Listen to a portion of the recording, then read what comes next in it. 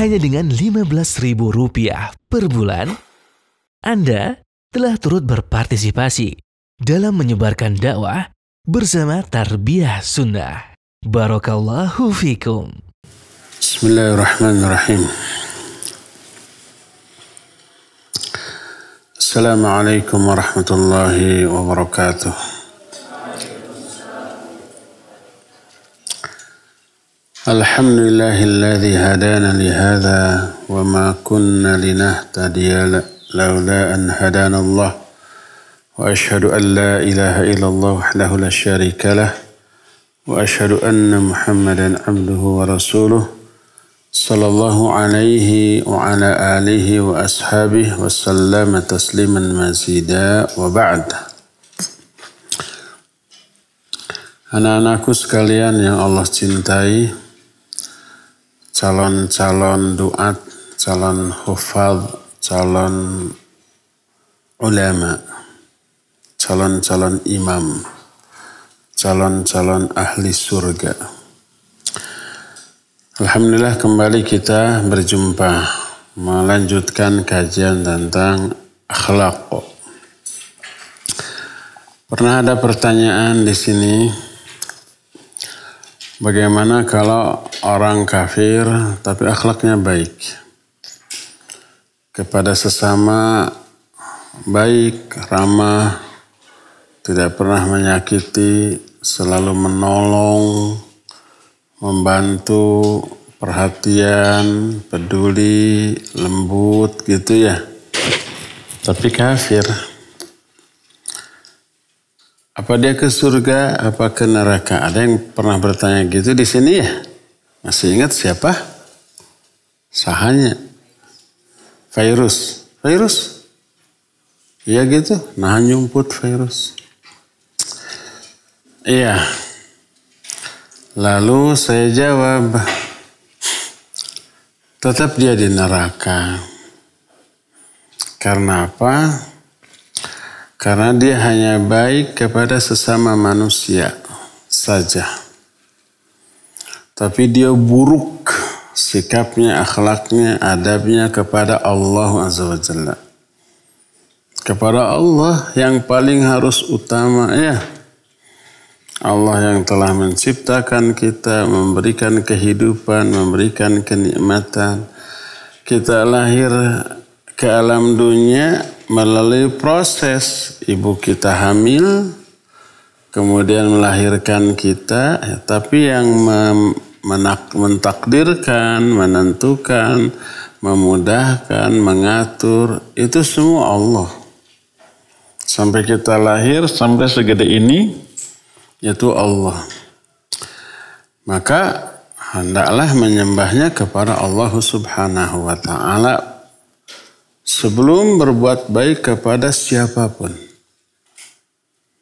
Jadi adab, akhlak yang paling utama adalah akhlak kepada Allah.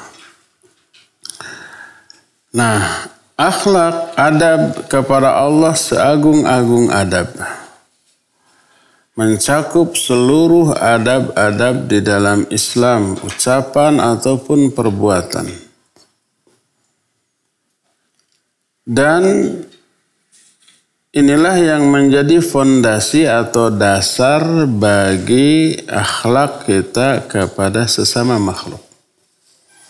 Sebagai seorang muslim, kenapa kita harus ramah, harus menolong, harus membantu? Kenapa? Karena Allah yang nyuruh. Kalau Allah nggak nyuruh, mungkin kita bisa egois. Kenapa kita tidak mau menyakiti orang lain, mengganggu, membuli, menghina, menggibahi, mencela, menzalimi orang lain? Kenapa? Karena Allah yang melarang. Dan kalau Allah melarang, terus kita melanggar, Allah murka, Allah marah. Kita nggak mau kalau Allah marah kepada kita. Kalau kita melakukan perintah Allah, ramah, menolong, membantu ke sesama, maka Allah cinta, Allah suka, Allah ridha kepada kita. diberilah kita pahala, diberilah kita kasih sayang, diberilah kita kemudahan. Jadi semua akhlak kita kepada sesama manusia itu disebabkan karena akhlak kita kepada Allah. Ingin berakhlak yang baik kepada Allah, dan Allah memerintahkan kita untuk berakhlak kepada sesama manusia dengan akhlak yang baik, kita lakukan. Bagaimana akhlak atau adab kita kepada Allah?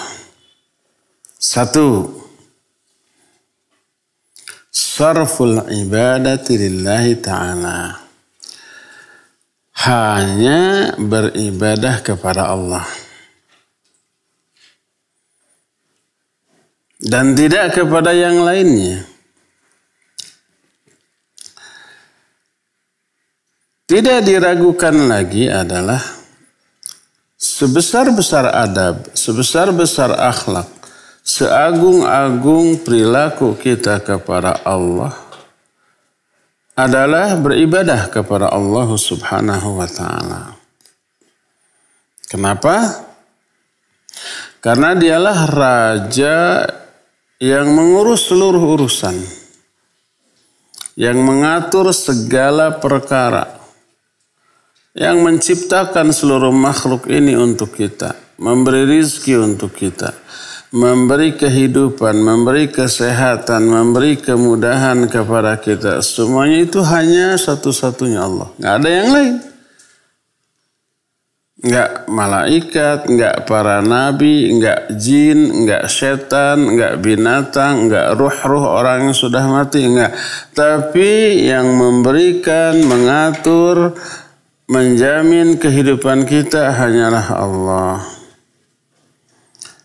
Oleh karena itu, satu-satunya yang berhak diibadati adalah Allah. Tidak boleh ibadah kepada selain Allah sehebat apapun. Ke malaikat hebat luar biasa. Bisa terbang secepat kilat. Tapi nggak boleh kita beribadah kepada malaikat. Para nabi, para rasul solehnya luar biasa, nggak ada bandingannya. Tapi nggak boleh kita menyembah, beribadah kepada para nabi. Apalagi kepada orang biasa yang masih hidup. Ada orang berkuasa seperti zaman bahula Fir'aun. Abraha. Raja siapa yang membakar Nabi Ibrahim?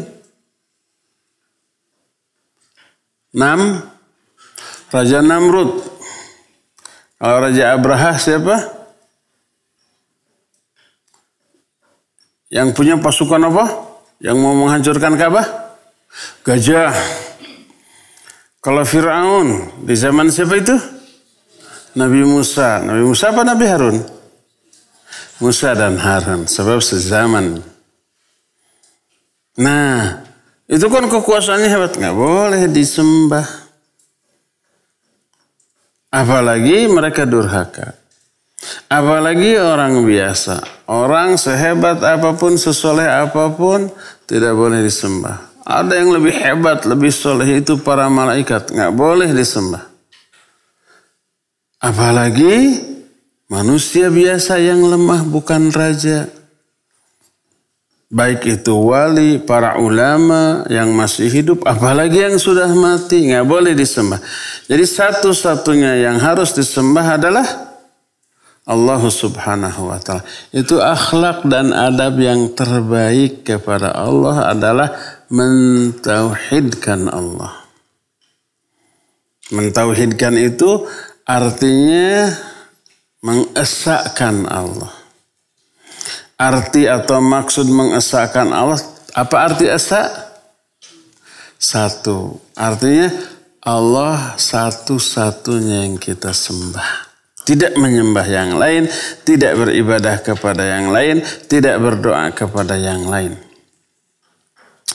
Makanya siapa yang beribadah, berdoa, menyembah kepada selain Allah Subhanahu wa ta'ala, maka penyembahan mereka itu batil. Karena yang mereka sembah, yang mereka mintai dengan doa, jangankan untuk memberi maslahat, keuntungan, manfaat kepada orang lain, untuk dirinya sendiri saja tidak. Coba patung yang disembah oleh orang. Gini aja sambil gini, sambil jebeo. Getok sama kita. Nangkis enggak? Enggak. Membalas? Apalagi membalas. Coba simpan di tangannya kue. Dimakan apa tidak? Tidak. Terus ngeong ada lalat. Cep. Hinggap di kuehnya diambil. Bisa mempertahankan itu patung? Enggak. Diem aja. Untuk mempertahankan dirinya saja nggak bisa. Digablok sama kita, diam. Dicopot kepalanya. Apakah dia menghindar? Tidak. Copot. Diruntuhkan, runtuh. Yang kayak gitu disembah coba. Nggak masuk akal ya. Jadi untuk mempertahankan dirinya sendiri nggak bisa. Untuk menyelamatkan dirinya saja nggak bisa, apalagi menyelamatkan orang lain. Oleh karena itulah maka Allah dalam Al-Quran banyak menjelaskan, nyuruh orang musyrik berpikir bahwa yang mereka sembah itu lemah, hina. Coba lihat Al-Quran surah Al-Ankabut ayat 17. Allah berfirman, innalladzina ta'buduna min dunillah la yamlikuna lakum rizqan fabtaghu indallahi rizqa wa'buduhu washkuru lahu ilaihi turja'un. Sesungguhnya berhala-berhala yang kalian sembah selain Allah, mereka itu tidak memiliki kemampuan untuk memberi rizki kepada kalian. Carilah rizki di sisi Allah dan beribadah kepada Allah, bersyukurlah kepadanya, dan hanya kepada Dia kalian kembali. Jangan minta rizki ke makhluk. Tahu nggak siapa malaikat pengatur rizki? Ceng.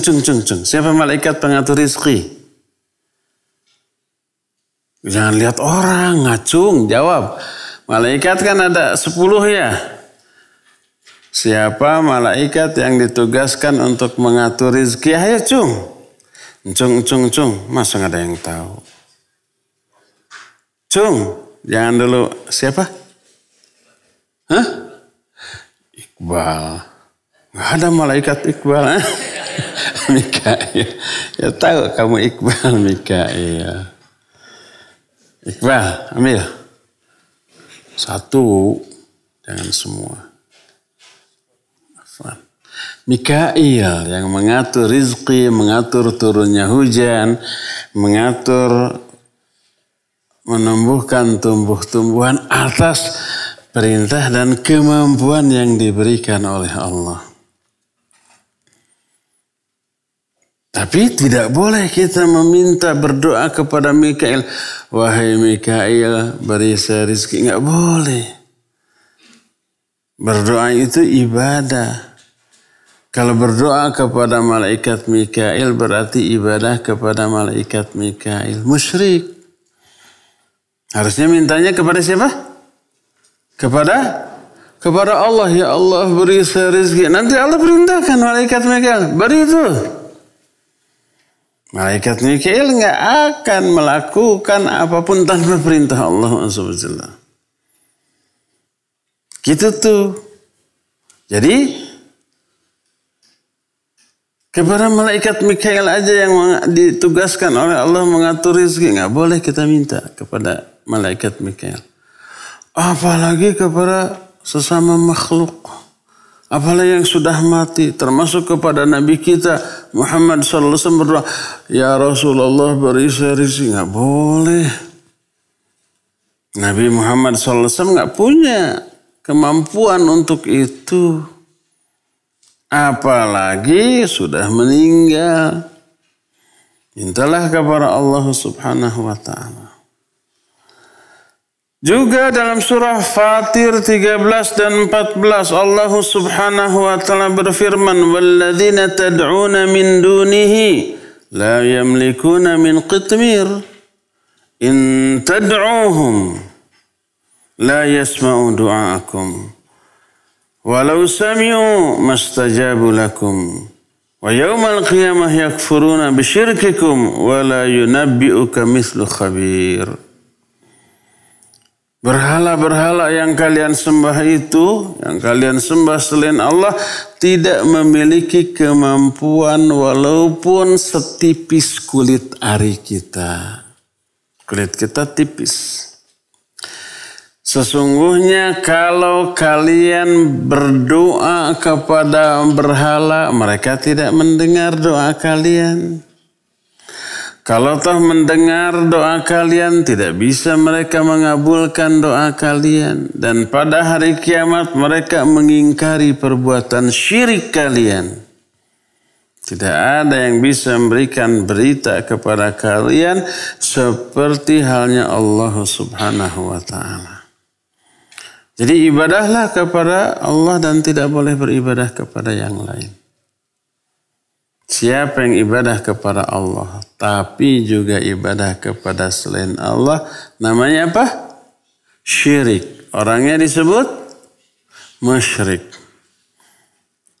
Dan ibadah bentuknya banyak, tidak hanya sholat, tidak hanya saum, tidak hanya haji, berdoa juga ibadah, menyembelih juga ibadah. Maka tidak boleh menyembelih, berdoa, bernazar, bersumpah dengan menyebut nama selain Allah, tidak boleh. Karena itu ibadah yang hanya dilakukan kepada Allah SWT. Inilah akhlak pertama kita kepada Allah. Jadi akhlak kepada Allah yang pertama adalah apa? Beribadah hanya kepada Allah. Menyembah hanya kepada Allah dan tidak boleh kepada selain Allah. Maka ada orang kafir, orang musyrik baik kepada sesama. Kenapa ke neraka? Sebab kepada Allah buruk, ya enggak? Akhlak, perilaku, sikap kepada Allah jelek. Tidak mau beribadah kepada Allah, beribadahnya kepada selain Allah. Yang menghidupkan, mematikan, memberi rezeki Allah, kayak nyembahnya kepada selain Allah. Marah Allah. Coba umpamanya kalian punya orang tua, punya orang tua terutama ibu yang mengandung, yang melahirkan, yang menyusui, yang mendidik, yang memelihara, menjaga, menyuapi, kemudian yang membiayai sampai gede. Itu semua orang tua. Setelah gede, punya kerja, dapat gaji, gajinya dikasih ke orang lain. Orang tua yang butuh nggak dikasih. Kira-kira orang tua sakit hati nggak? Sakit hati. Setelah gede, berbuat baiknya ke orang lain, ke orang tua sendiri mah, cuek. Sakit hati nggak? Sakit hati orang tua. Marah nggak? Marah. Tersinggung nggak? Tersinggung. Ini anak saya kandung, saya lahirkan, saya susui, saya pelihara, saya urus, saya biayai. Setelah gede berbuat baiknya ke orang lain bukan ke saya. Marah. Bisa nggak kalian bayangkan kalau kalian nanti gede udah jadi orang tua, udah punya anak, anak kalian kayak gitu tuh. Sakit hatinya tuh luar biasa. Jadi manusia aja kayak gitu. Apalagi Allah, diciptakan oleh Allah, diatur oleh Allah, diberi rezeki, diberi kesehatan, diberi segala macam kemudahan oleh Allah. Nyembah kepada selain Allah. Marah Allah, ya. Inilah akhlak atau adab pertama manusia kepada Allah, yaitu beribadah hanya kepada Allah. Dari beribadah hanya kepada Allah ini akan melahirkan beberapa akhlak yang baik. Akhlak yang baik kepada Allah dalam bentuk ibadah akan melahirkan beberapa akhlak yang baik dalam perilaku sehari-hari. Apa sajakah itu? Pertama, buah dari ibadah kepada Allah pertama adalah ikhlas dalam melakukan setiap amalan.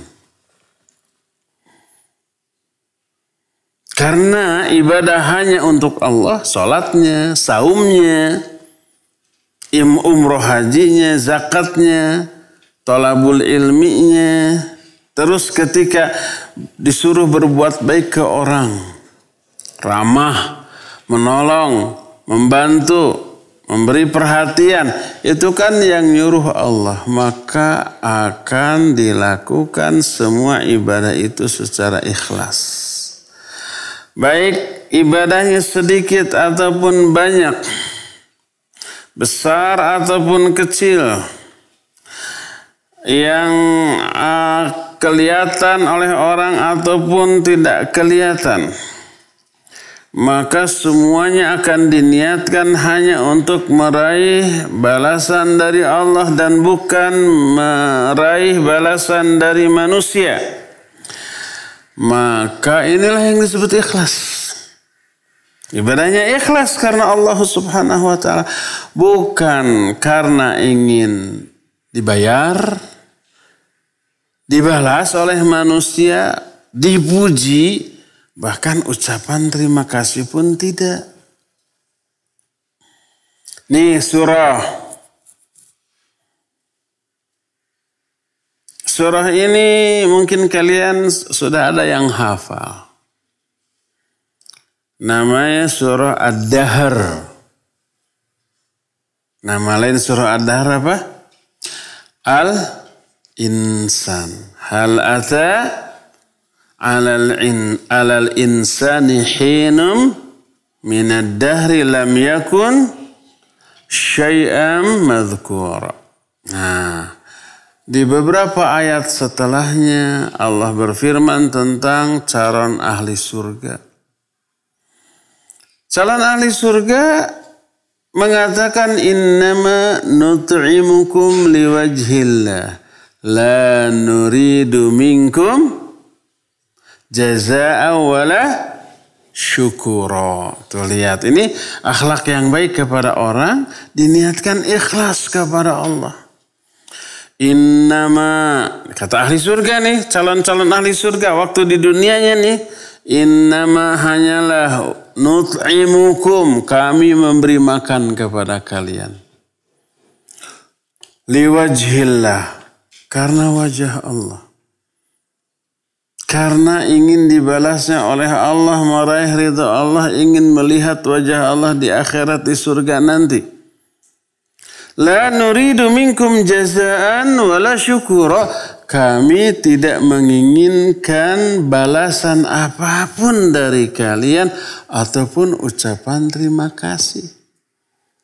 Ucapan terima kasih juga enggak berharap. Apalagi balasan.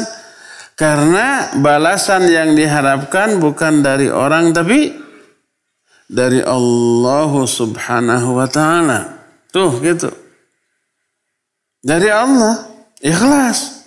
Innama nut'imukum liwajhillah. La nuridu minkum jazaa'a wala syukura. Dan ikhlas inilah yang menjadi perkara yang sangat penting dalam agama kita. Rukun yang terkuat dari seluruh rukun amalan kita. Ikhlas. Makanya setiap ada perintah ibadah dari Allah, pasti ada perintah ikhlas dalam melakukan ibadah itu. Coba lihat Quran surah Az-Zumar ayat 11. Allah menyatakan, Qul inni umirtu an a'budallaha mukhlishan lahuddin. Katakan olehmu hai Muhammad, aku diperintahkan untuk beribadah kepada Allah dengan ikhlas. Mengikhlaskan seluruh pelaksanaan agama ini hanya untuk Allah.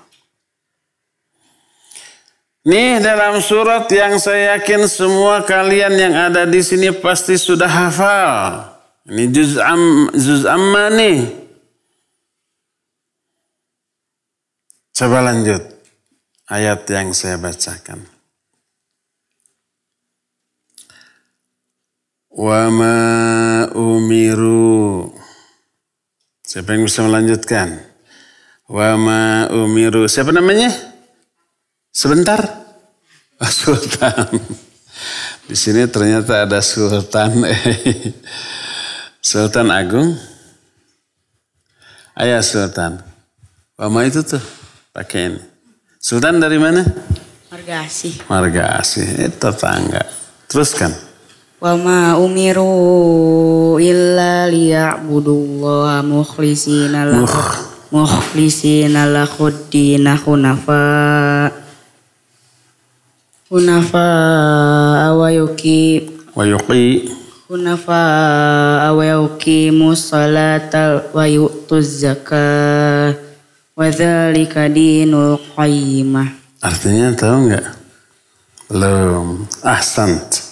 Barakallahu fiik. Sini Sultan, sini. Dipilih.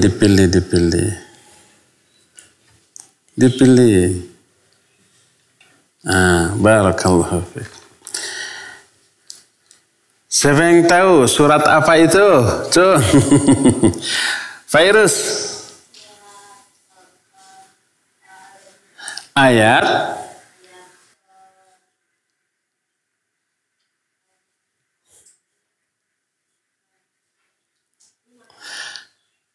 Satu, dua, tiga, empat, lima. Yang berapa? Kelima. Ahsan. Barakallah. Sini. Wa ma umiru. Wa ma dan tidaklah. Umiru mereka diperintahkan. Illa kecuali. Liya'budullaha. Untuk beribadah kepada Allah. Mukhlisina lahuddin, dengan mengikhlaskan seluruh pelaksanaan agama ini hanya untuk Allah. Dan tidaklah mereka diperintahkan kecuali untuk ibadah. Tidak hanya ibadah, ibadahnya wajib ikhlas. Kalau tidak ikhlas mah mardud itu ditolak, tidak diterima oleh Allah. Bukan hanya ditolak, tidak diterima, diazab lagi. Ada bahasa bekennya tuh. Capek gawe, teka pakai, barjeng diteke, bikin bete, suwe. 5 ya. Capek gawe, apa artinya? Sudah capek sudah berbuat, sudah beribadah capek tuh. Teka pakai, apa maknanya?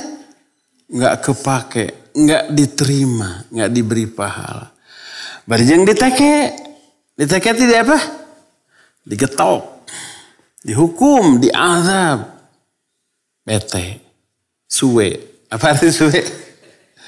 Bahasa Sunda suwe itu sial gitu ya. Nah, jadi orang yang ibadah tapi tidak ikhlas 5 ruginya tuh.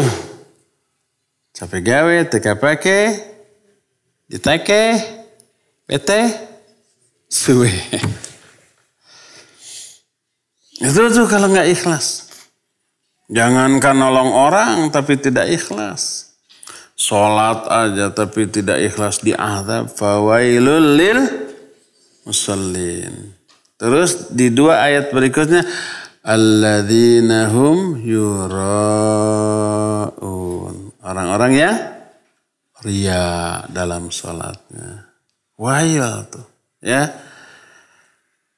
Jadi buah pertama dari tauhid, dari ibadah hanya kepada Allah adalah ikhlas dalam beramal. Ikhlas itu artinya beribadah, beramal dengan mengharapkan balasan hanya dari Allah.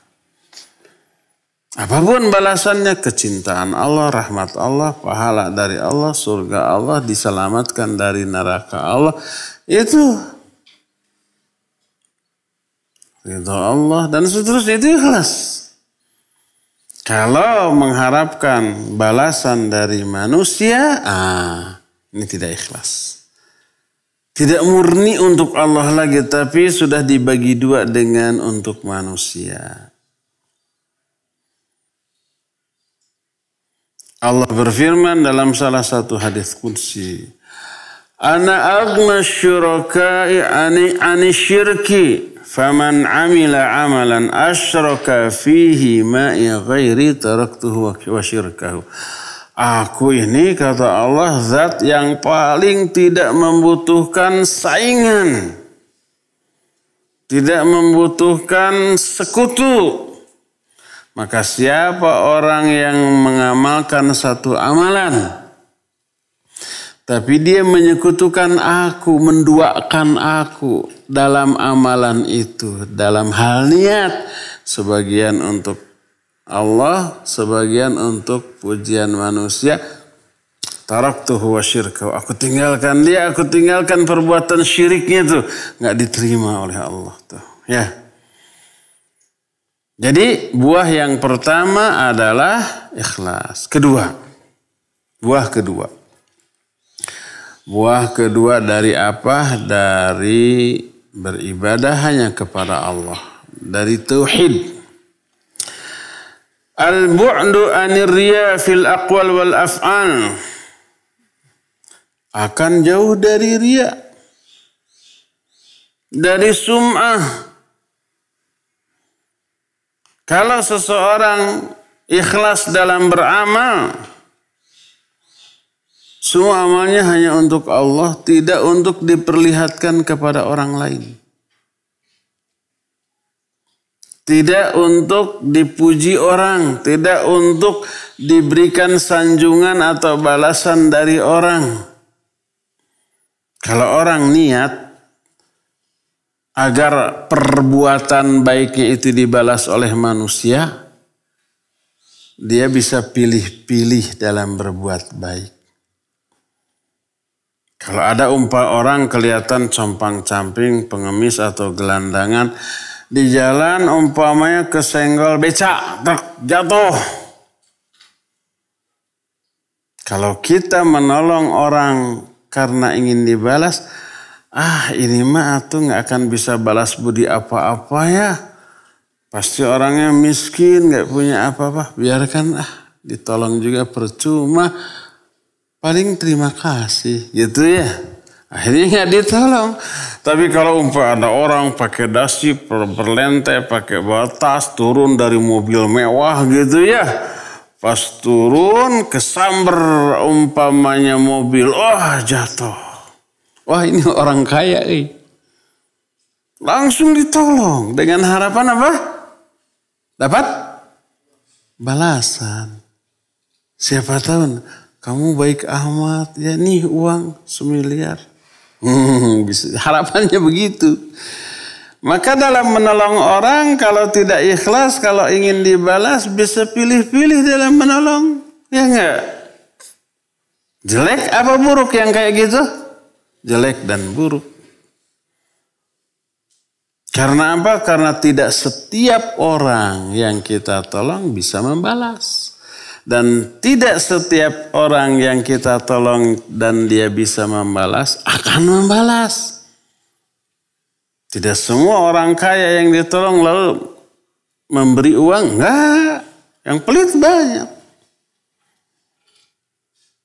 Maka kecewa kita. Ya. Kalau toh ada orang yang kita tolong lalu dia memberi balasan, balasannya enggak seberapa. Hari itu dibalas, hari itu habis. Nih, umpamanya.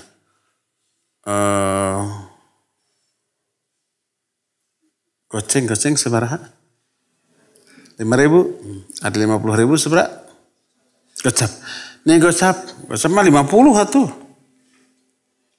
Kalau 50.000 berapa? 50 berapa? Gocap. 50.000? Gocap ceng apa? Nah, gocap ceng. Habis sehari itu jajan bakso berdua 25.000 di kota Amat tuh. Habis. Udah. Tapi kalau balasan dari Allah berupa pahala abadi selama-lamanya sampai ke akhirat tuh. Makanya prinsip ahli surga yang diterangkan dalam surah Al-Insan tadi, innama nut'imukum liwajhillah la nuridu minkum jazaa'a wala syukura. Kami memberi makan kepada kalian itu hanya untuk memperoleh wajah Allah. Kami tidak mengharapkan balasan ataupun ucapan terima kasih dari kalian. Nggak ada riya, nggak ada sum'ah, nggak ada ujub, nggak ada takabur. Itu buah dari tauhid. Ini buah yang kedua. Buah yang ketiga, muharabatu jami' madhahiri syirk wa riya. Dia akan memerangi seluruh perbuatan-perbuatan syirik dan riya. Serta saudara-saudara dari riya. Apa saudara riya? Sum'ah, ujub, takabur. Itu tuh saudara-saudaranya tuh. Apa arti riya? Cung, siapa yang tahu riya?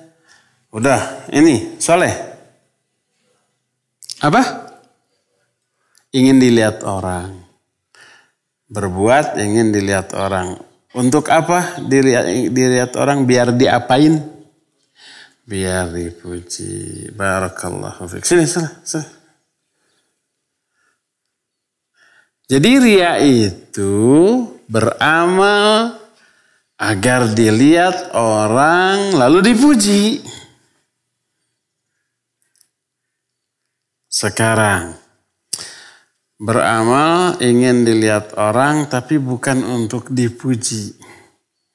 Agar orang mengikuti perbuatan baik kita. Itu bukan riya. Itu bukan terlarang tapi bagus. Umpama contoh nih. Kita sholat selalu di masjid. Sholat fardu. Terus sholat ba'diyahnya, sholat rawatibnya di rumah. Orang-orang lihat kita nggak sholat rawatib, akhirnya nggak pada sholat. Ngobrol di masjid sampai isya umpamanya. Wah, kenapa mereka tidak sholat ba'diyah? Karena mereka melihat kita juga tidak sholat. Padahal kita sholat di rumah. Akhirnya agar orang-orang ikut sholat ba'diyah, kita akhirnya seusai sholat maghrib, wirid, lalu sholat di masjid. Agar dilihat oleh orang, agar orang mengikuti. Bukan agar orang memuji. Akhirnya orang-orang itu ternyata ada sholat sunnah setelah maghrib. Akhirnya mereka sholat sunnah. Itu bagus. Itu bukan riya. Jadi riya itu melakukan amalan agar dilihat orang dalam rangka ingin dipuji. Tapi kalau memperlihatkan amalan agar diikuti oleh orang, bagus, bukan riya. Riya adalah bentuk syirik karena menduakan niat. Sebagian untuk Allah, sebagian untuk pujian manusia. Syirik, tapi syirik kecil. Kalau menyembah berhala syirik besar. Apa beda syirik besar dan syirik kecil? Kalau syirik besar mah pelakunya musyrik dan keluar dari Islam, murtad. Bukan muslim lagi. Itu syirik besar tuh. Seperti menyembah kepada selain Allah, beribadah kepada selain Allah, ruku dan sujud kepada selain Allah, berkurban untuk selain Allah. Itu syirik besar, murtad, itu keluar dari Islam. Kalau syirik kecil mah itu tuh riya, sum'ah, ujub, takabur, itu syirik kecil. Pelakunya tetap muslim, tapi muslim yang berdosa besar. Dia tidak murtad, dia tidak keluar dari Islam. Ada saudara dari riya. Namanya sum'ah. Siapa yang tahu sum'ah? Bukhari. Apanya yang ingin didengar? Ibadah. Ibadah apa yang ingin dengar? Contohnya. Baca Quran. Ingin didengarnya biar apa? Biar dipuji oleh orang. Ibu hari ini pintar kali. Saya hukum. Hukum harus ngambil kue dan makan nanti kuenya. Barakallahu fiik. Bukhari dari mana? Dari mana? Nggak tahu. Masa dari mana? Selat Jauh Sekrobah. Kamari dari Cilembu. Sekarang dari Selat Jauh. Iya. Contohnya baca Quran. Baca Quran kan amalan lisan yang mengeluarkan suara. Atau zikir. Atau baca sholawat. Atau umpamanya belajar. Belajar bisa. Nggak kelihatan orangnya. Tapi agar orang lain tahu dikeraskan. Umpamanya kita di kamar, di luar ada orang. Agar diketahui kita ini rajin baca Quran, dikeraskan. Agar dipuji. Nah, itu sum'ah. Memperdengarkan amalan agar dipuji. Sama dengan riya. Syirik. Tidak boleh. Begitu juga ujub, begitu juga takabur. Kalau ujub merasa takjub. Terpesona dengan amal sendiri, dengan kemampuan sendiri. Kalau takabur merasa diri besar. Padahal kecil. Nah, itu semuanya adalah saudara bagi riya. Dan itu syirik kecil. Maka orang yang tahu bertauhid akan memerangi semua itu. Sebab itu penghalang masuk ke dalam surga. Rasul sallallahu alaihi wasallam bersabda, "La yadkhulul jannata man kana fi qalbihi mithqala dzarratin min kibrin." Tidak akan masuk surga orang yang dalam hatinya ada takabur walaupun sekecil debu. Apa takabur itu? Seorang sahabat bertanya, "Ya Rasulullah, inna rajula yuhibbu ayyakuna thawbahu husnan wa na'lahu husnan." Wahai Rasulullah, ada orang yang suka memakai pakaian dan sendal yang bagus-bagus, barang yang bagus. Apakah itu takabur? Enggak. Itu tidak takabur. Lianna Allah jamilun yuhibbul jamal. Allah itu indah dan menyukai, mencintai keindahan. Al-kibru batarul haq wa ghamtun nas. Takabur itu menolak kebenaran dan menghinakan manusia. Yang suka menghina orang lain itu takabur loh. Yang suka merendahkan orang lain itu takabur loh. Menolak kebenaran ketika dinasihati itu takabur loh. Merasa diri besar, nggak perlu nasihat. Merasa diri besar, yang lain itu di bawah dia, rendah, hina, kecil gitu. Itu takabur. Takabur lawan dari tauhid. Takabur itu musuhnya tauhid. Takabur itu merusak tauhid. Makanya kalau tauhidnya benar, ibadah hanya kepada Allah, tidak akan orang itu punya sifat takabur. Sebagaimana dia tidak akan riya, tidak akan sum'ah, tidak akan ujub dengan amalan-amalannya. Karena semua amalannya hanya dia niatkan untuk memperoleh balasan dari Allah Subhanahu wa ta'ala, bukan dari sama manusia. Inilah tiga buah dari adab kepada Allah, dari tauhid. Pertama ikhlas, kedua jauh dari riya, ketiga akan memerangi semua sifat-sifat, karakter-karakter riya dan yang sebangsanya. Riya, sum'ah, ujub, takabur yang tadi ya.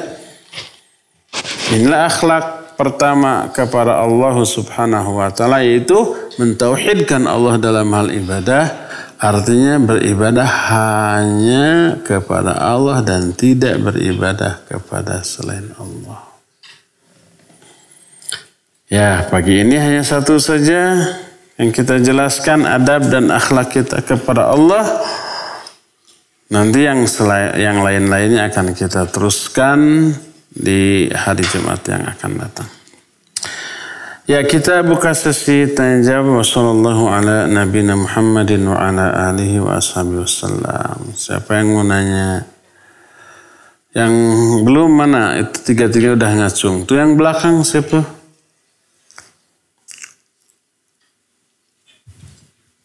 Mic. Ada 2 tadi teh. Ya. Nama. Assalamualaikum, nama Muhammad Rizki. Rizki. Dari Bekasi. Ana mau nanya Tat, sebab-sebab doa tidak dikabulkan apa saja? Sekarang. Sebab-sebab doa tidak dikabulkan. Banyak tuh.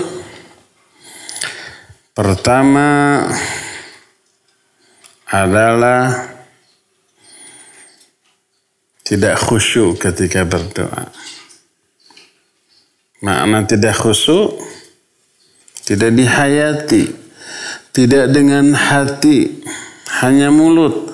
Mulutnya mengucapkan kata-kata doa, tapi hati pikiran ingat ke yang lain. Innallaha la yaqbalu du'aan min qalbin lahinin sahin. Allah tidak akan mengijabah doa yang keluar dari hati yang lalai. Tidak ada kekhusyuan, tidak ada penghayatan. Ya Allah beri saya rezeki. Kan kita rata-rata doa tuh hafalnya. Jadi kadang-kadang dibaca doa tapi pikiran mengingat ke yang lain-lain. Jadi yang berdoanya cuma mulut, hati, pikiran gak ikut berdoa. Maka ketika berdoa, hayati. Ketika kita mengucapkan ya Allah beri saya rezeki, hatinya tuh. Ya Allah mudahkan saya dalam menghafalkan Al-Quran. Hatinya ikut. Jangan sampai ya Allah mudahkan saya dalam menghafal Al-Quran. Hatinya ingat ke sambal. Ingat ke sekarang nanti makan siang pakai apa ya. Itu hatinya lalai. Tidak akan dikabulkan. Ini yang pertama. Penyebab kedua. Nah ini hati-hati. Makan, minum, memakai pakaian dari yang haram. Hasil nyolong, hasil mencuri, hasil nipu gitu dimakan, diminum, dipakai, nggak boleh. Nanti itu menghalangi terkabulnya doa. Kata Rasul sallallahu alaihi wasallam, ada orang yang banyak safar, kemudian dekil, kumal, kucel, terus mengangkat kedua tangan, terus bilang, Ya Rabb, Ya Rabb, Ya Rabb. Tapi disebutkan oleh Nabi, wa mat'amuhu haram, wa mashrabuhu haram, wa ghudhiya bil haram, fa anna yustajabu lah.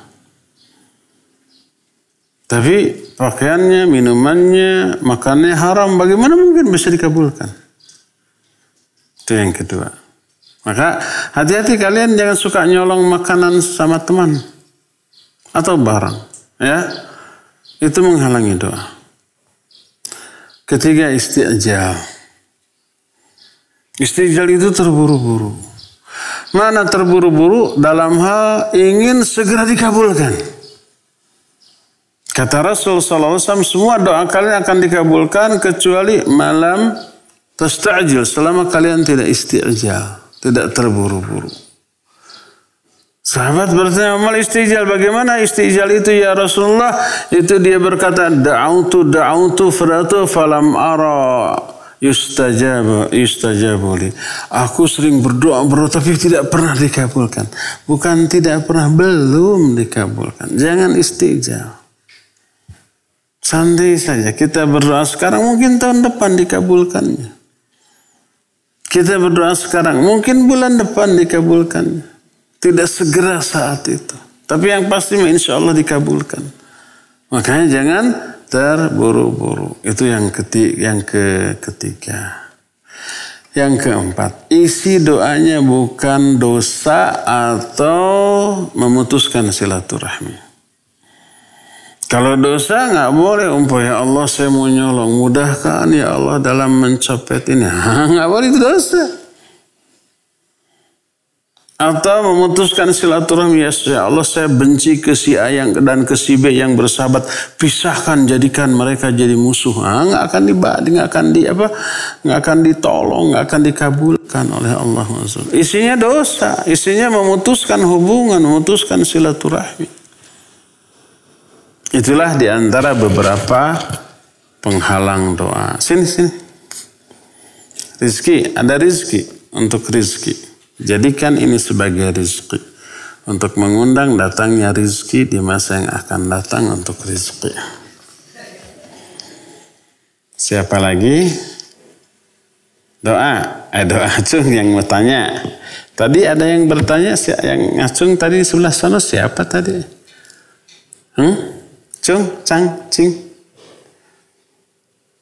Sak, itu aja.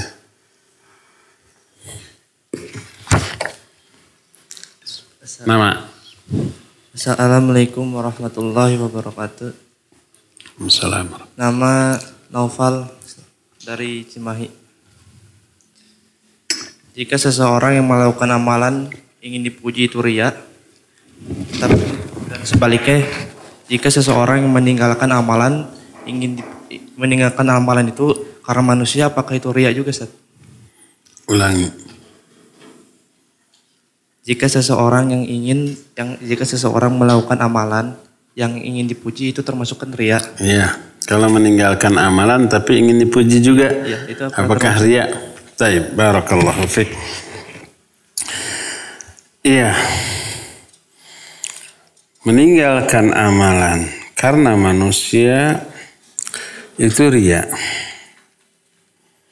Itu perkataan ulama, namanya Fudail bin Iyad rahimahullah. Beliau menyatakan tarkul amali li ajli nas riya wal amalu li ajli nas syirkun wal ikhlas ayyu'afiyallahu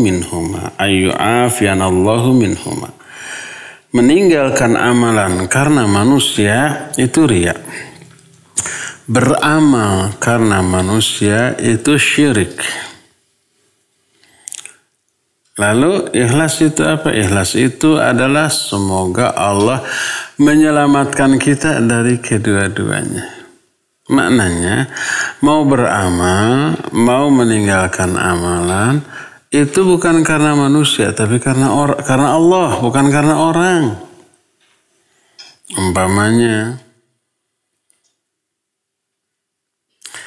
Contohnya ini contoh orang dewasa. Kalian enggak? Umpamanya merokok. Merokok itu buruk apa jelek? Buruk dan jelek. Buruk dan jelek atau buruk sekali dan jelek sekali? Buruk sekali dan jelek sekali. Ada orang disadari rokok. Ini merokok. Tapi ada kawannya yang nyantri. Enggak, saya mah enggak ngerokok. Kenapa dia tidak merokok? Karena ada kawannya. Malu. Tapi kalau enggak ada mah diambil. Itu meninggalkan amalan buruk. Ibadah. Tapi dilakukan karena ada orang ini nih. Itu riya.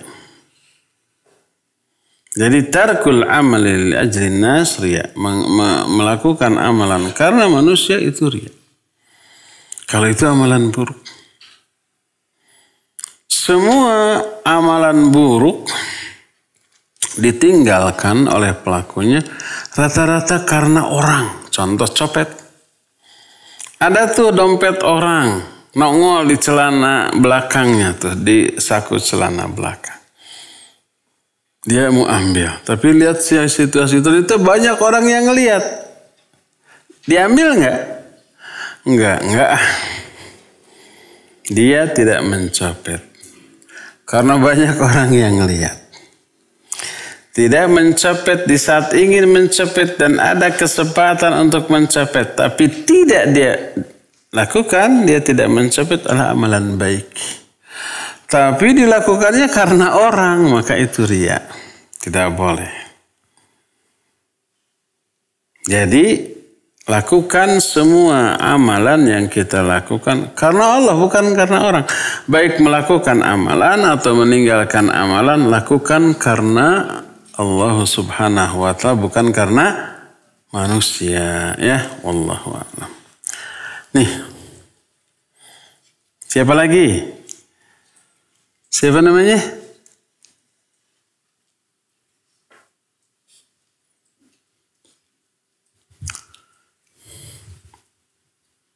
Assalamualaikum warahmatullahi wabarakatuh. Waalaikumsalam warahmatullahi wabarakatuh. Nama anak Muhammad Hafiz.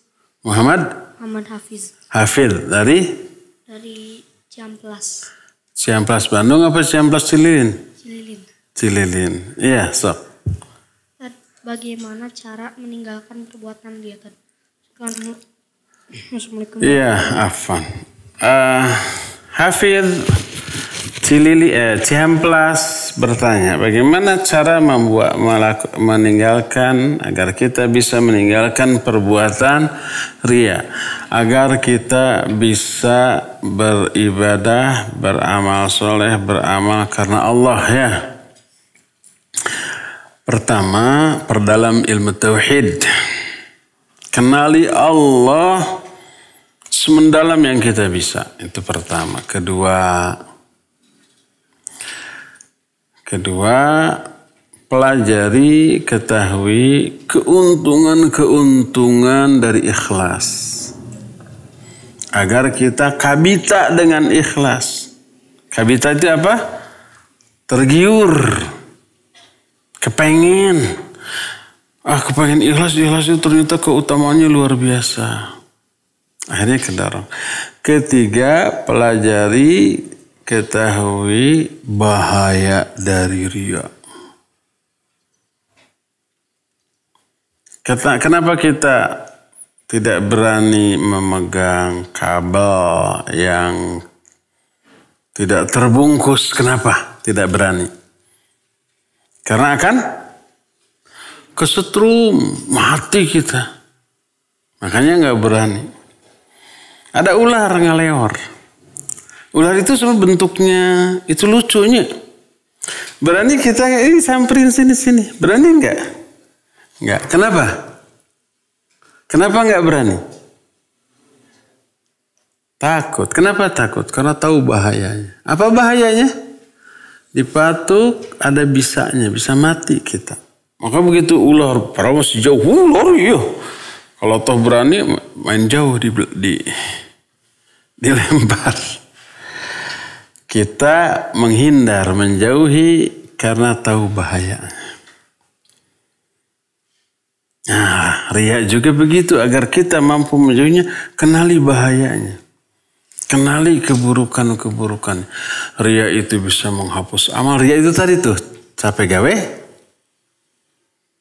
teka pakai, bari yang di teke, bikin bete, suwe. Nah itu tuh. Selain nanti nggak disukai oleh kawan. Kalau ada orang yang kelihatan ingin dipuji dari amalnya, kita tahu nggak? Tahu ya. Seneng nggak ke orang kayak gitu? Enggak, sebaya ini pisan apa namanya? Ingin dipuji banget, sombong kan gitulah intinya. Akan disukai, akan dibenci ya. Itu yang ketiga, kenali buruknya riya. Keempat, gaul sama orang-orang yang ikhlas. Orang-orang soleh. Orang-orang berilmu. Agar kalau kita kelihatan riya itu nanti dinasihati secara baik. Kita akan belajar dari kesolehan kawan-kawan kita. Dan hindari pergaulan dengan orang-orang yang sombong, yang takabur, yang selalu ingin dipuji, yang suka pamer gitu kan. Orang yang ingin dipuji kan suka pamernya. Jangan gaul sama orang kayak gitu, nanti kita ke bawah-bawah pamer. ke bawah ingin dipuji ya. Itu diantara beberapa cara ya. Sini Hafiz nih. Siapa lagi? Tuh. Ngacung.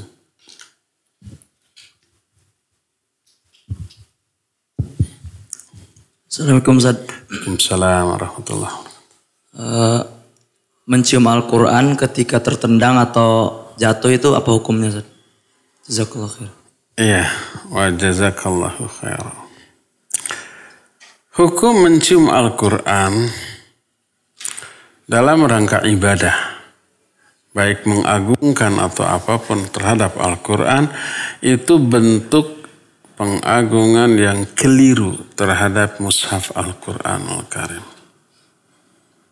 Tidak ada asarnya, riwayatnya, contohnya dari Nabi, para sahabat, para ulama, baik perbuatan ataupun anjuran dalam kitab-kitab mereka untuk mencium mushaf Al-Quranul Karim.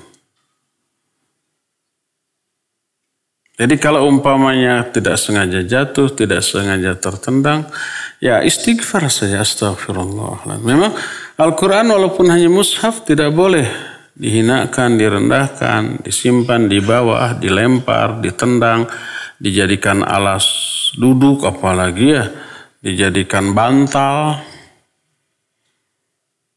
Jadi kalau kalian lagi murojaah sambil tiduran, ya kalau langsung tertidur si mushafnya ada di dada nggak masalah. Tapi kalau lagi ini dijadikan bantal, nggak boleh. Jangan. Itu tidak beradab terhadap mushaf Al-Quran. Tapi untuk memuliakan mushaf dalam rangka mencium atau menyimpan di atas kepala juga tidak ada contoh dari segi syar'i. Adapun secara uraf itu kebiasaan. Apapun yang kita cintai, barang atau orang suka kita cium. Kita mencium anak kita, cucu kita. Atau kadang-kadang HP baru nih, dicium. Saya senang banget ditangkap, dicium. Uruf mengungkapkan perasaan suka dan cinta kepada barang ini. Secara uruf. Tidak dianggap sebagai sebuah ibadah. Hanya ekspresi secara uruf kecintaan kita kepada barang itu, maka tidak apa-apa. Seperti umpamanya cintanya kita kepada Al-Quran, sampai mushafnya juga didekap, dicium. Tidak dalam rangka melaksanakan salah satu cara ibadah mengagungkan Al-Quran secara syar'i, tapi hanya ungkapan rasa cinta kepada barang. Seperti kita mencium HP, mencium, jam baru nih, dicium. Ini harganya mahal loh. Ya, umpamanya contoh. Berapa? 30.000. Dicium. $30.000 umpamanya. Dan bagus, ada kenangan. Suka? Suka. Salah enggak? Enggak salah. Jadi uruf itu apa? Kebiasaan kita. Pelampiasan emosi sesat. Tidak masalah. Ya. Tapi jangan diyakini begitulah sunnahnya secara syar'i memuliakan Al-Quran dengan cara dicium. Enggak. Karena enggak ada nas tentang hal itu. Wallahu a'lam bissawab. Sini, siapa tadi teh? Faris dari Cililin. Fadhal. Siapa lagi?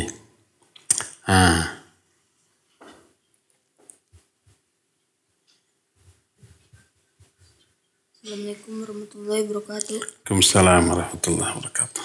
Nama anak Agil Syah. Azizah. Agil Syah. Siapa? Agil Syah. Agil aja. Agil Syah. Kristen. Agil aja. Panggilannya apa? Agil. Dari? Bekasi. Iya. Gimana Agil? Apa yang dimaksud dengan riba? Riba. Oh, apa yang dimaksud dengan riba? Bahasa kitanya bunga bank gitu ya. Riba artinya kullu qardin jarra bihil manfa'ah fahuwa riba.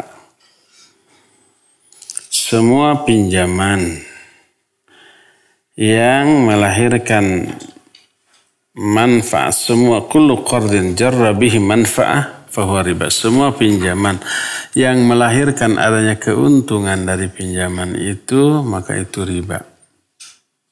Contohnya begini, Agil pinjam uang ke saya 100.000. Saya kasih. Nanti kembali jadi 110 Agil ya. Oke. Jadi ada penambahan dari jumlah dipinjam. Maka penambahannya itu riba. Haram, tidak boleh. Atau bukan dengan uang, boleh Agil. Saya kasih 100.000. Tapi sebelum lunas Agil itu kalau punya makanan apapun harus bagi 2 dengan saya. Punya umpamanya bala-bala 1, potong 2. Sebelah untuk saya, sebelah untuk Agil. Nah, sebelum lunas, kecuali kalau udah lunas, maka itu riba, bala-balanya itu riba. Atau bukan barang atau uang, tapi jasa. Agil, saya kasih 100.000 pinjaman. Sebelum lunas, Agil itu harus gendong saya dari sini ke sana. Sehari sekali. Pas saya datang, Agil, gendong, turuk. Gendongnya itu riba. Jadi riba itu keuntungan dari hasil pinjam-meminjam. Walaupun tidak hanya dalam bentuk uang, kelebihan yang diberikannya itu ya, bisa makanan, bisa barang, bisa juga jasa, perbuatan. Pokoknya Agil sebelum lunas, setiap ketemu pijitin saya, pijitan itu riba. Tidak boleh. Jadi jangan Agil ya. Sini. Nah, ini bukan riba. Karena saya tidak minjam apa-apa ke Agil. Hadiah. Makan dengan daunnya. Siapa lagi? Selain Iqbal, itu siapa tuh? Ayo.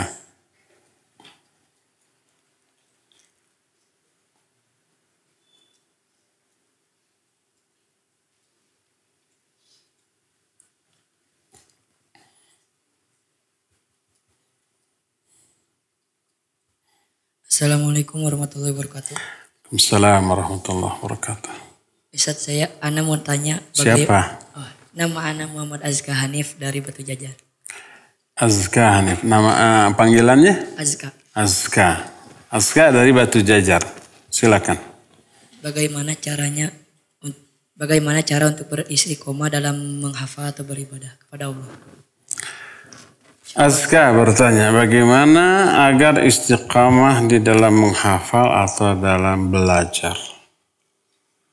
Barakallahu fiik.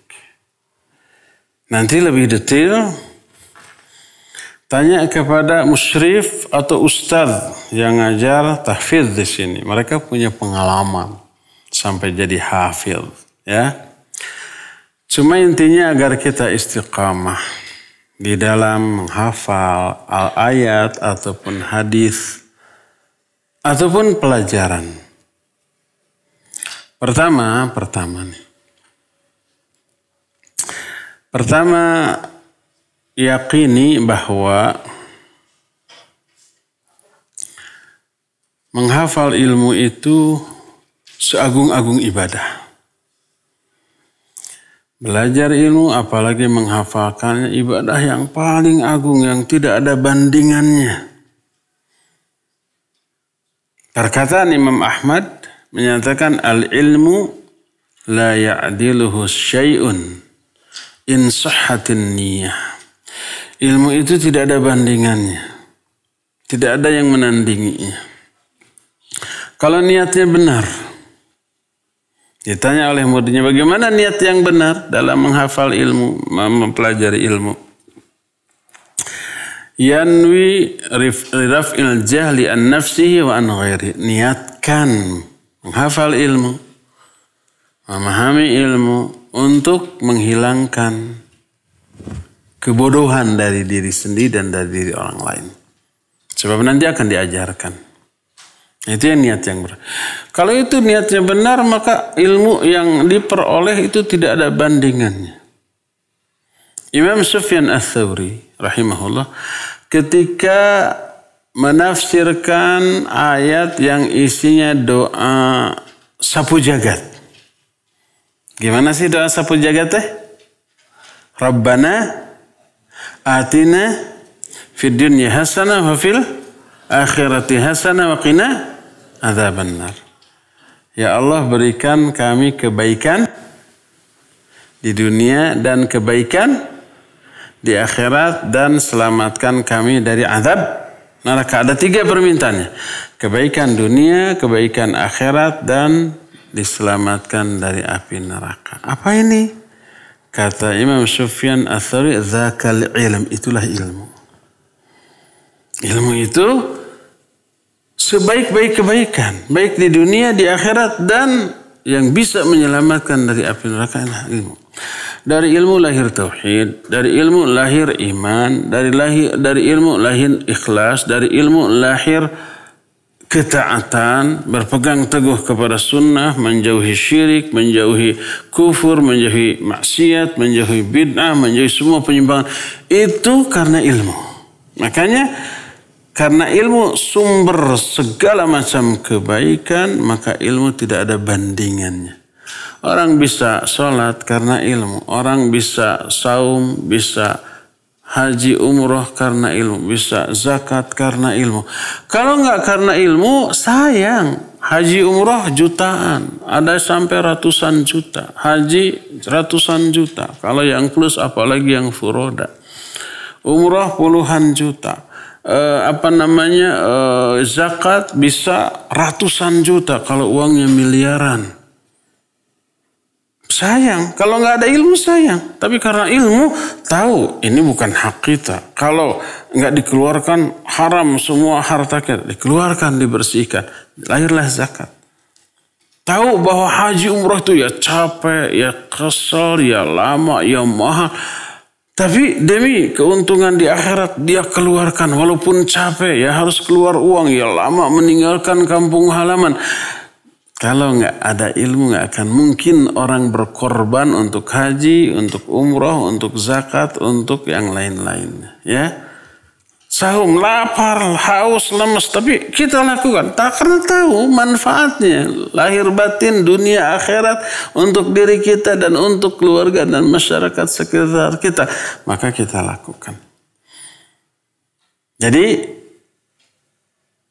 yakini bahwa apa yang kita pelajari, apa yang kita hafal ini sesuatu yang paling berharga dalam hidup kita, yaitu ilmu. Maka dengan meyakini ini kita insya Allah bakal istiqamah. Ini yang pertama. Kedua, banyak-banyak berdoa agar Allah mengistiqamahkan kita. Coba waktu kalian mau sholat ya di masjid, kan suka lama nunggu dari azan sampai qomat. Coba angkat tangan berdoa dengan bahasa kita. Kalau sudah berdoa tapi imam belum datang juga, kalian nanti ke masjid bawa mushaf. Nunggu imam datang, murojaah. Jangan cicing, sepi masjid. Silakan murojaah. Menjelang apa? Menjelang qomat. Asal jangan terlalu keras. Cukup didengar oleh diri sendiri saja. Mungkin kiri kanan kita ada yang sholat. Kalau keras nanti mengganggu, cukup kedengaran oleh diri sendiri.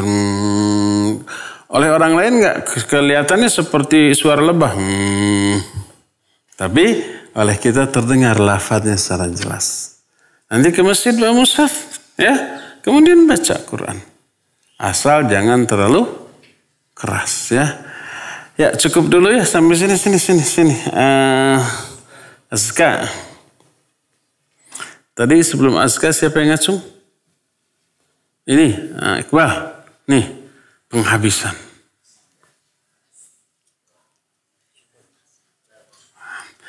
Cukup ya sampai sini.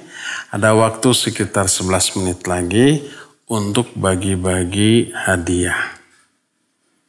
Tapi nanti setelah saya tidak ada silakan bagi-bagi.